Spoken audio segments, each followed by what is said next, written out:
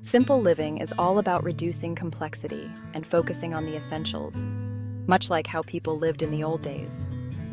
Here's a breakdown of what's required for simple living, how to start, and the shift in social dynamics that's led to a more disconnected society. What simple living requires. Self-sufficiency. In the old days, people often grew their own food, raised animals, and shared resources with neighbors. To embrace this today, start with gardening, growing your own fruits, vegetables, and herbs, even in small spaces. Raising animals.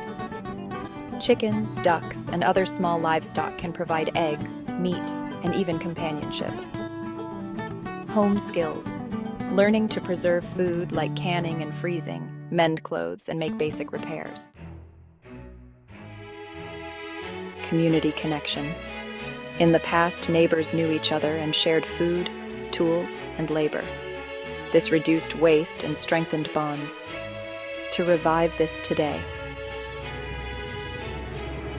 get to know your neighbors, offering to share surplus produce or help with small tasks.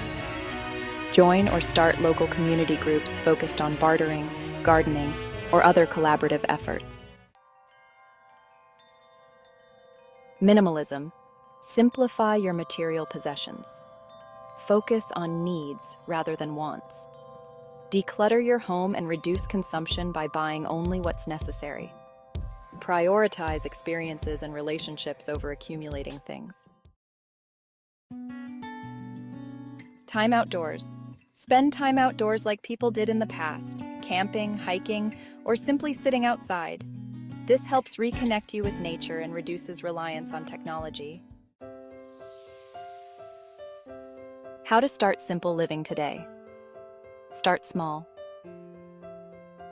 Begin with a few easy changes, like growing herbs in your kitchen or shopping less frequently. Build skills. Learn skills like gardening, sewing, cooking from scratch, or even basic carpentry to support your lifestyle. Downsize. Live within your means and resist the urge to accumulate unnecessary items. Opt for quality over quantity. Connect locally. Attend farmers markets, community gatherings, or events that encourage local exchange and communication. Why Americans have become more disconnected. In the past, communities were often small, tight-knit, and cooperative. But several factors have contributed to the shift toward a more individualistic, cold society. Urbanization and mobility. As more people move to cities or suburbs for work, they often left behind their close-knit rural communities. Frequent moves and commuting long distances can make it harder to form lasting connections. Technology and social media. While technology has made communication easier, it's often more superficial. Social media platforms can foster isolation by replacing deep, face-to-face interactions with brief, impersonal exchanges. Individualism. American culture, especially since the mid-20th century, has increasingly valued self-reliance and independence over communal living. Success is often measured by personal achievements rather than collective well-being, making cooperation less common. Consumerism. Modern society often prioritizes material success and consumption. With more focus on acquiring possessions and wealth, people can become more isolated, as relationships and community building take a back seat to economic goals. Fear and distrust. Many people today are more cautious about engaging with others, often due to sensationalized media coverage of crime or negative events. This can foster fear and make people hesitant to form connections with neighbors. What changed? The shift from a community-focused to an individualistic society can be traced to several key factors. Economic pressures.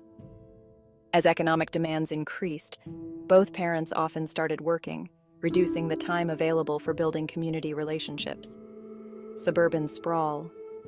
In suburban areas, homes are more spread out, and neighbors might not see each other as often, reducing opportunities for natural connection. Shift in priorities.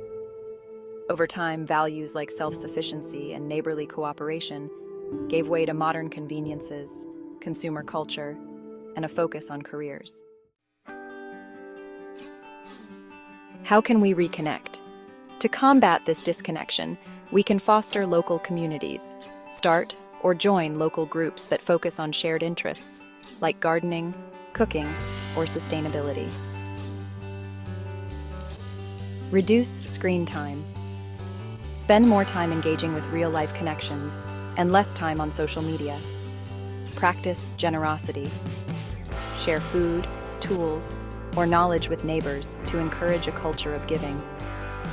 Support local businesses. Build relationships by frequenting local markets, shops, and community centers. By embracing some of the values of the past, like self-sufficiency, sharing, and connecting with others, we can bring warmth back to our modern society. Please like, share, and subscribe for more content.